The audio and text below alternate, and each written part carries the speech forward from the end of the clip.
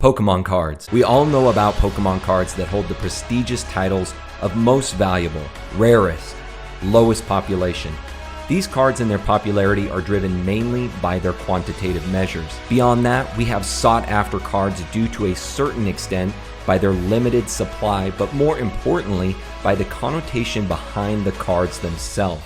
These include banned cards, error cards, and cards with cultural significance. My exploration of these categories in the TCG recently had me thinking to myself, what other cards in the hobby could be of potential interest to collectors in the future in terms of unique characteristics? That's when I asked myself the question, does every Pokemon actually have a card represented by the TCG? And if they do, which Pokemon have the fewest? So today we will answer that very question by counting down the top 5 Pokemon with the fewest cards in the TCG, and also discuss whether these cards could be a potential opportunity for your collection. What is going on, Nav Nation, and welcome back to another video. As you saw from the introduction, we are going to be counting down the top 5 Pokemon with the fewest cards in the entire TCG, and also discussing whether this presents an opportunity for you for your collection. But before we jump into that, a couple announcements here. The first one, I do have the winner selected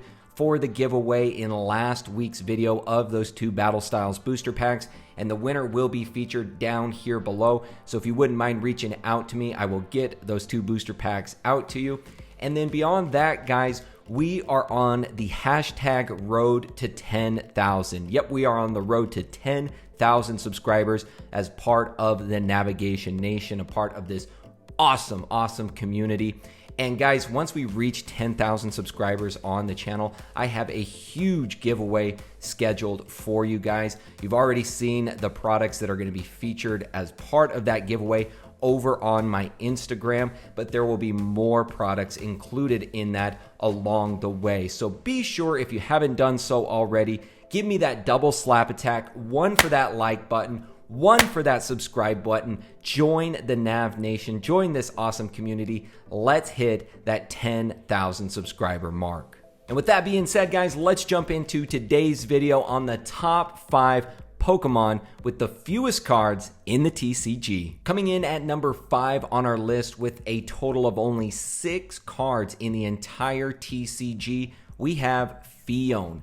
And the first time that this card was featured in the TCG was back in Majestic Dawn. Now, there were actually 2 cards for Phione in Majestic Dawn. That would be card number 12 out of 100 and also 27 out of 100. And they were both rares, but then one of them was also featured as a holo. So 2 of the 6 were featured just in Majestic Dawn. The next feature of this Pokemon would be in Legendary Treasures. This is card number 36 out of 113. We would then jump forward a few more years to Dragon Majesty. Now, this was a really small set, Dragon Majesty. There were only 70 cards in this total set, and they did choose to include Phione in this set, and it is card number 30 out of 70. And then the final time that we have seen Phione featured in an actual set within the TCG, that would be in Cosmic Eclipse. Now, Cosmic Eclipse was a huge set,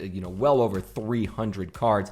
And this one was card number 57 out of 236. Now, as you guys have seen, I am only including cards that were actually featured in the English releases. Now, there may be other cards of these Pokemon featured in other languages, or more specifically in Japanese, but for today's purposes, I'm only talking about cards that were actually featured in the mainline English TCG. So for Phione, that would be a total of 6 cards for this particular Pokemon. The next Pokemon on our list has only been featured in the TCG a total of 4 times. And coming in at number 4 on our list, very fittingly, is Happiny. Now, the first time this Pokemon was featured was back in Mysterious Treasures, and this is card number 52 out of 123. As you guys can see, we're going pretty far back to when these Pokemon were actually featured, and there really hasn't been a whole lot of occurrences since that time. The next time that we saw it was actually in Pop Series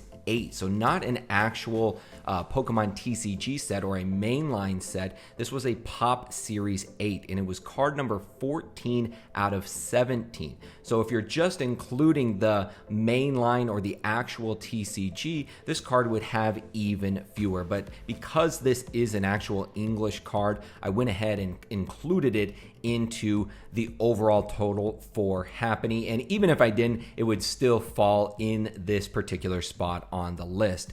After that, the next time that we saw Happiny feature in the TCG was in Pokemon Platinum.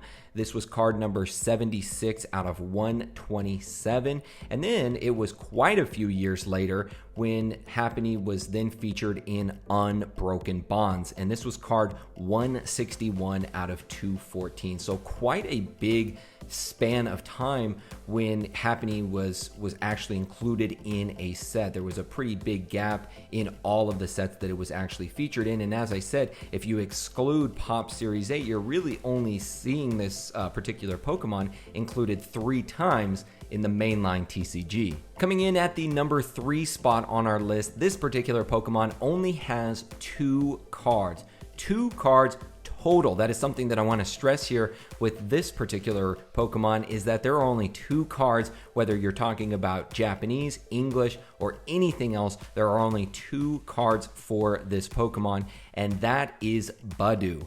Now, the only time that we have seen this particular Pokemon featured, the first time was back in Diamond and Pearl base set, and that is card number 43 out of 130. Now, as I said, there is a equivalent Japanese, which was known as Space Time Creation, which was the equivalent of Diamond and Pearl base set.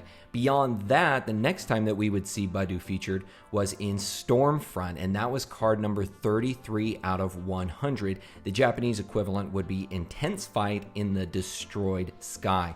But that is something that I want to keep in mind here, is that Budew, as far as the total cards featured, whether it was in a Japanese set, whether it was in an English set, this card arguably has the fewest actual cards released, with it only being 2. But as I said, today I really wanted to just focus on the English cards, the English expansions for the Pokemon TCG. And even with 2, Budew unfortunately does not make the top of our list of the Pokemon with the fewest cards from the TCG. And finally, to round things out of our top 5 Pokemon with the fewest cards in the TCG, we actually have a tie for that first place mark.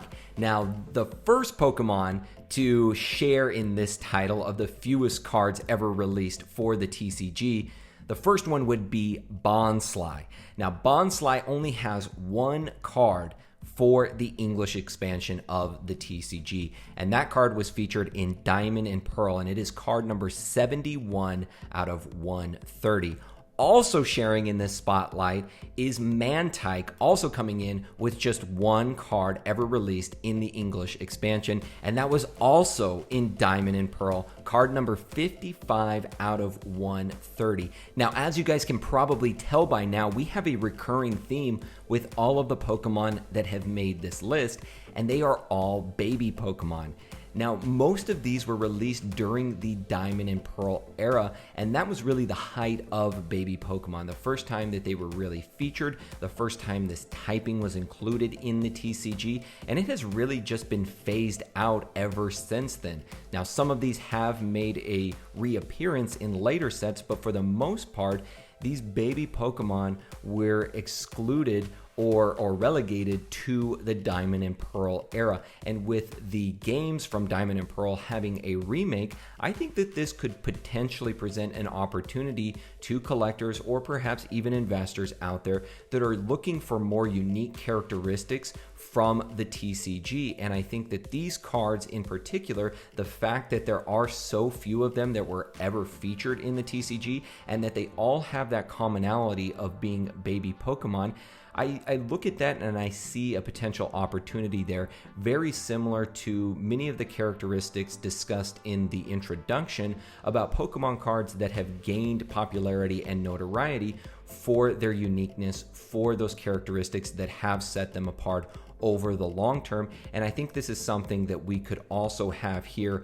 with these cards as well. So I think these are all something to keep in mind, a characteristic that I've been thinking about, and I hope makes you guys think as well, and maybe makes you contemplate whether these would be fun to have as part of your collection, or something that you may want to invest in for the future when people look back and say to themselves, well, what cards were actually the fewest? Which Pokemon were featured the fewest amount of times in the TCG? I think this could present an opportunity to both sides. So that is going to do it for today, Navigation Nation. I hope you enjoyed this video on the Pokemon that have been featured the fewest amount of times in the TCG. As I said before, I think it presents an opportunity for both collectors and investors, and above all else, it's just a fun topic to discuss, and one that I have not heard discussed before, or even talked about for that matter, so I thought it would be fun to present it to the Nav Nation today.